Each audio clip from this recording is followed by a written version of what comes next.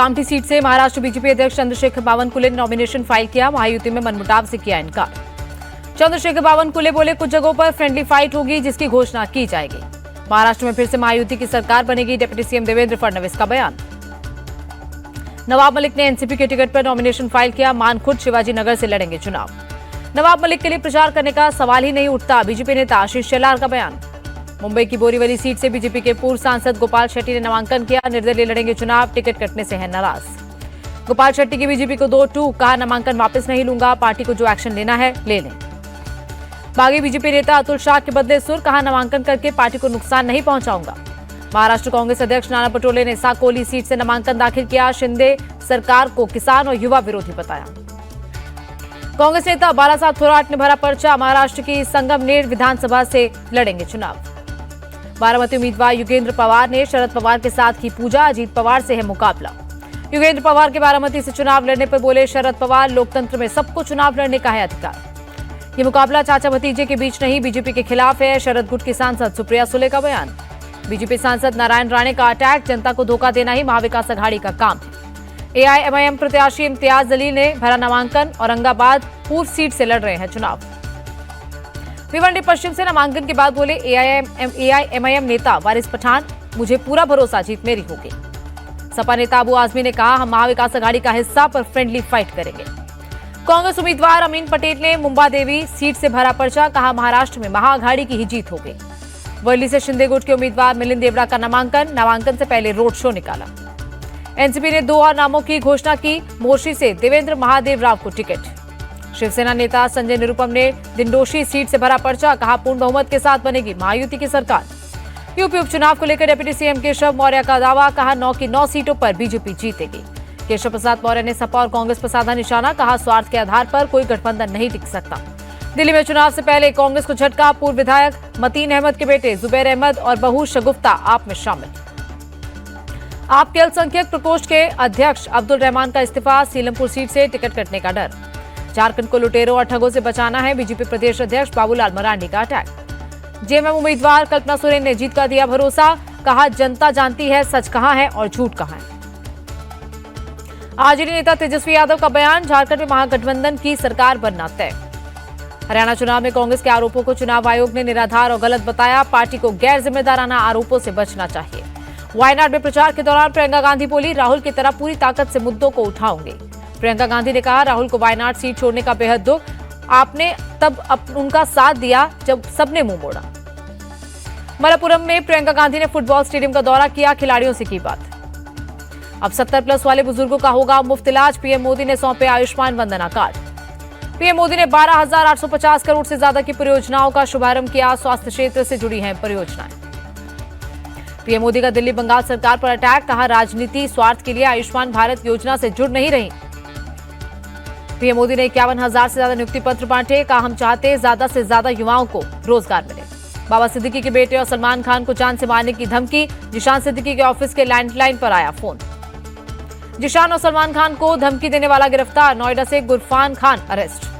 धमकी मिलने के बाद बोले पूर्णिया सांसद पप्पू यादव। कहा, मुझे किसी का कोई डर नहीं, मैं सिर्फ अपना काम कर रहा हूं। वक्फ विवाद पर कर्नाटक सीएम सिद्धरामैया का बयान। किसी भी किसान को उसकी जमीन से बेदखल नहीं किया जाएगा। मुडा से जुड़े मनी लॉन्ड्रिंग मामले में ईडी का एक्शन। मैसूर में रियल एस्टेट से जुड़े लोगों पर छापेमारी। रोहिंग्या घुसपैठियों पर दिल्ली हाईकोर्ट का बड़ा फैसला। सरकारी स्कूल में एडमिशन देने की मांग वाली याचिका खारिज।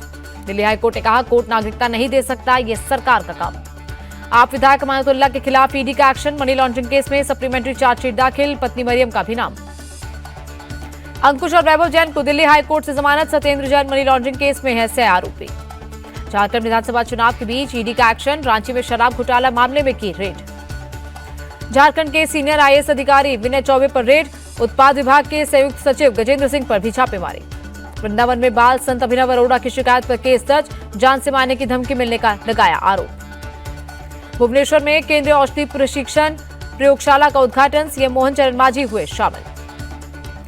हिमाचल सीएम ने मोबाइल क्लिनिक को दिखाई हरी झंडी। कहा, हमारी प्राथमिकता सबको स्वास्थ्य सुविधा मिले। पुलिस ने लाठीचार्ज कर वकीलों को कोर्ट रूम से खदेड़ा। कई वकीलों को आई चोट।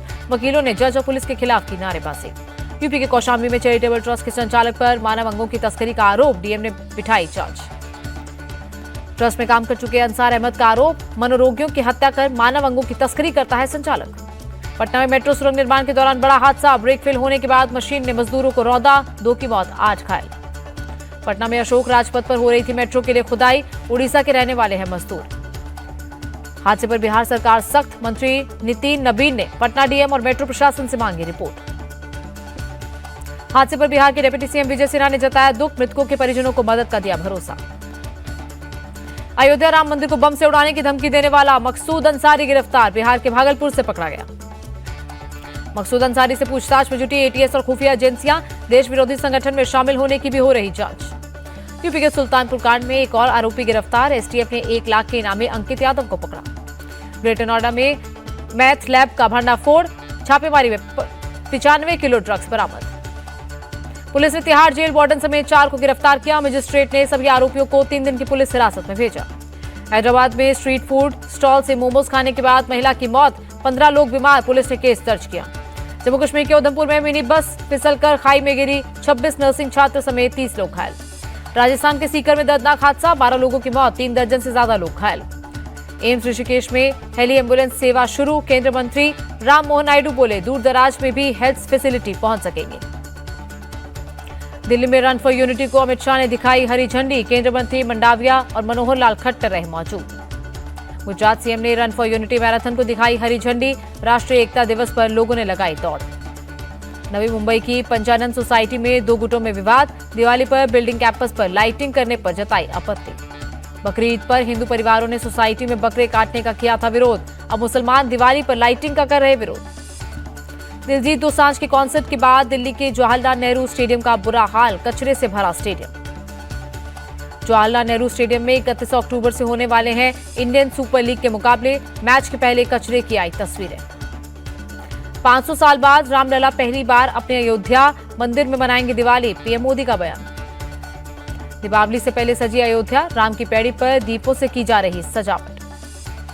धनतेरस पर रामलला की डिमांड बढ़ी, सूरत में ज्वेलरी शॉप पर प्रतिमा खरीदते दिखे लोग। धनतेरस पर मुंबई के जावेरी बाजार में रौनक, बड़े पैमाने पर खरीदारी करते दिखे लोग।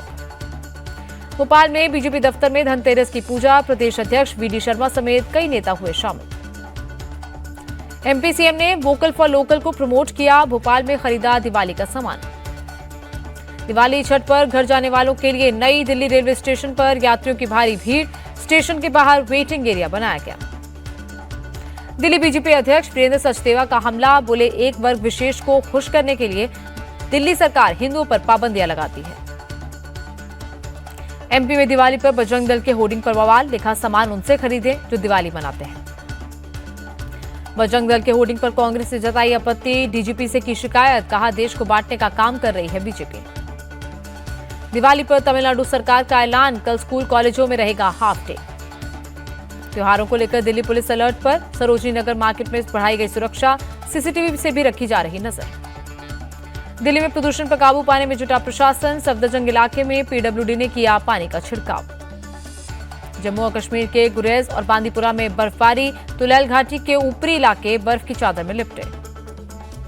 दिवाली से पहले बिहार सरकार की सौगात, बाढ़ प्रभावित किसानों के खाते में 101 करोड़ रुपए जारी किए।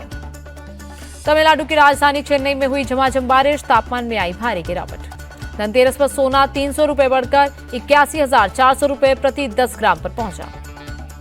धनतेरस पर शेयर बाजार बम बम, सेंसेक्स 364 अंक उछलकर 80,369 पर हुआ बंद।